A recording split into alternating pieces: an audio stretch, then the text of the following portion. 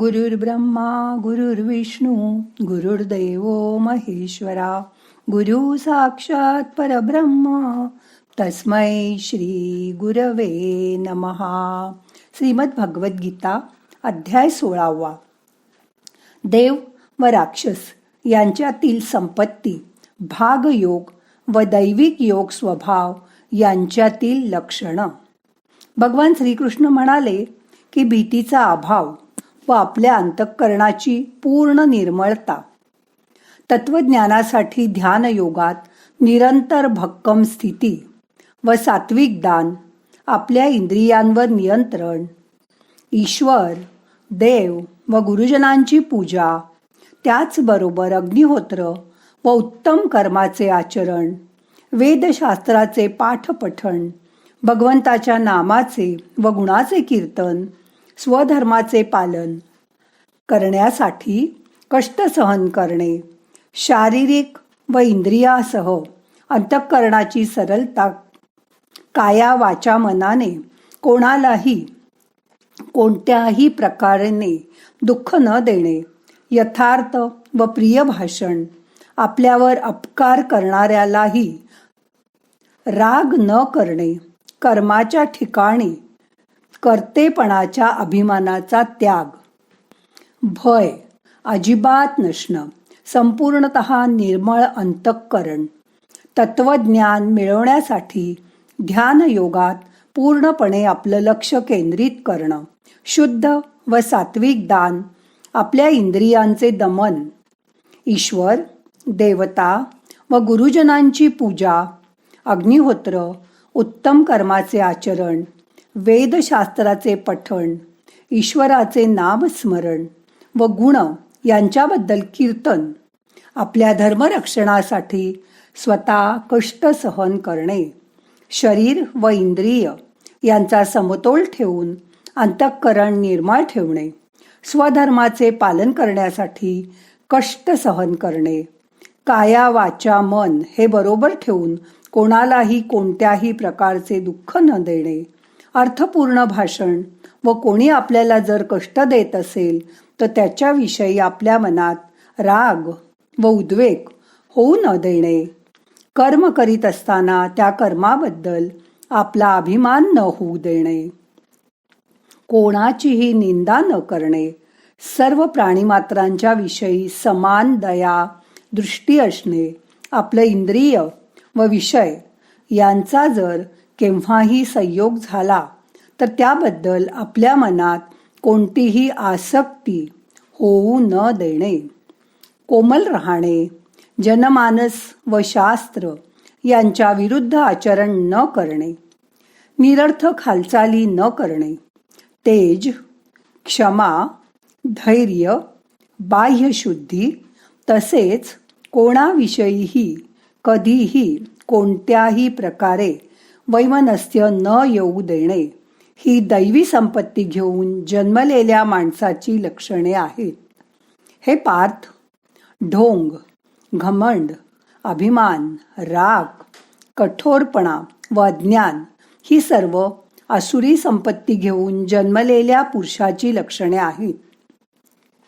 त्यापैकी दैवी संपदा ही मुक्तिदायक आणि आसुरी संपदा ही बंधनकारक मानली गेली आहे.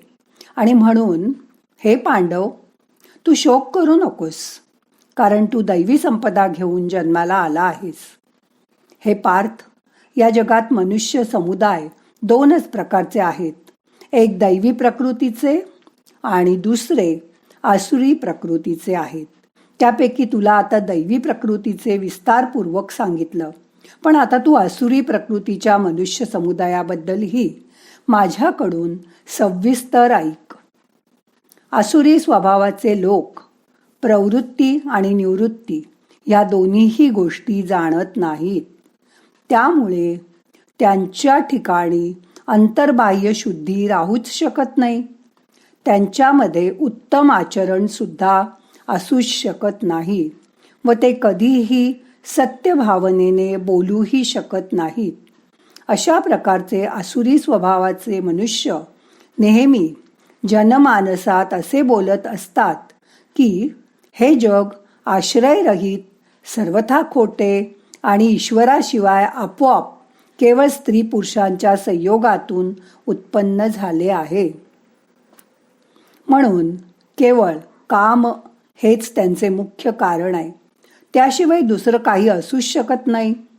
अशा प्रकारचे असत्य ज्ञान आपल्या अंगी बाळगून ज्यांचा स्वभाव नष्ट झाला आहे व ज्यांची बुद्धीही संथ किंवा मंद झाली आहे, अशा प्रकारचे आसुरी प्रवृत्तीचे मनुष्य हे आपल्या मनाने क्रूर असतात आणि जगाचा नाश करण्यास कारणीभूत होतात.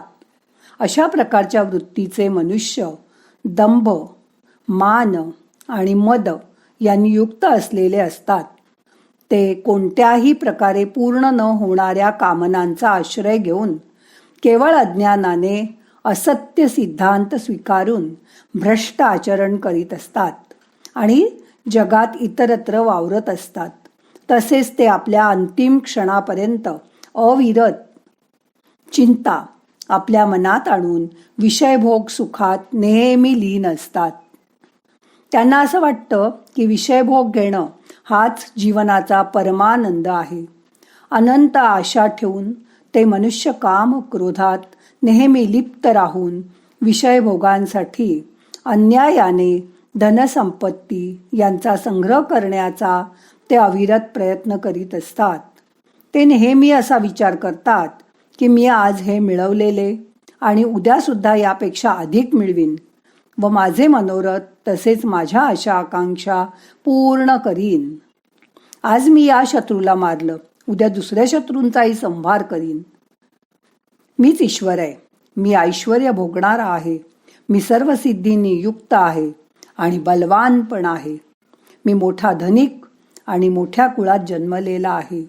माझ्यासारखा दुसरा कोण आहे? मी यज्ञ करीन, दान करीन, आनंदात राहीन. या अशा प्रकारच्या अज्ञानाने मोहित झालेले, अनेक प्रकारांनी भ्रांत चित्त झालेले, मोहाच्या जाळ्यात अडकलेले आणि विषयभोगात अत्यंत आसक्त असे असुरी मनुष्य हे महा अपवित्र होऊन जातात, पण ते निश्चितपणे नरकात पडतात. अशा प्रकारचे उन्मत्त मनुष्य स्वतःलाच श्रेष्ठ मानणारे, घमंडी, धन आणि मान यांच्या सह्याने उन्मत्त होऊन फक्त नावाच्या यज्ञांनी पाखंडीपणे शास्त्रविधिवत यज्ञ करतात. त्यांचे यज्ञ शास्त्रविधीहीन असतात.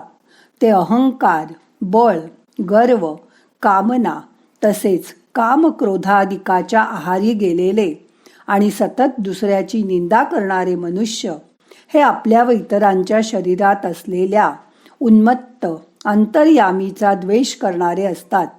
त्या द्वेष करणाऱ्या पापी, क्रूर कर्मे करणाऱ्या नराधमांना मी संसारात वारंवार असुरी योनीतच टाकतो.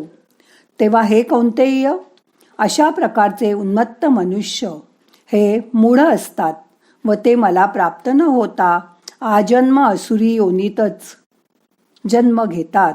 ते अति नीच गतीला प्राप्त होतात, अर्थात ते घोर नरकात पडतात. काम, क्रोध, लोभ ही 3 प्रकारची नरकाची दारं ही आत्म्याचा नाश करणारी, अर्थात त्याला अधोगतीला नेणारी आहेत. म्हणूनच या तिन्हीचा त्याग करावा. हे कौंतेय, या तिन्ही नरकांच्या द्वारापासून मुक्त झालेला पुरुष आपलं कल्याण होण्यासाठी आचरण करतो व त्यामुळे त्याला परमगती प्राप्त होते व तो अर्थात माझ्यातच विलीन होऊन जातो. जो मनुष्य शास्त्राचे नियम सोडून स्वतःच्या मनाला वाटेल तसं वागतो त्याला सिद्धी मिळत नाही व तो परमगतीही मिळत नाही, तसेच सुख पण मिळत नाही. अशा तऱ्हेने श्रीमद भगवद्गीता, उपनिषद, ब्रह्मविद्या आणि योगशास्त्राविषयी श्रीकृष्ण आणि अर्जुन यांच्यामधील संवाद असलेला देव व राक्षस यांच्यातील संपत्ती भाग योग, दैविक योग स्वभाव यांच्यातील लक्षणं नावाचा हा 16वा अध्याय इथेच संपूर्ण होत आहे. श्रीकृष्णार्पणमस्तु. नाहं कर्ता हरि कर्ता हि केवलम. ओम शांती शांती शांती.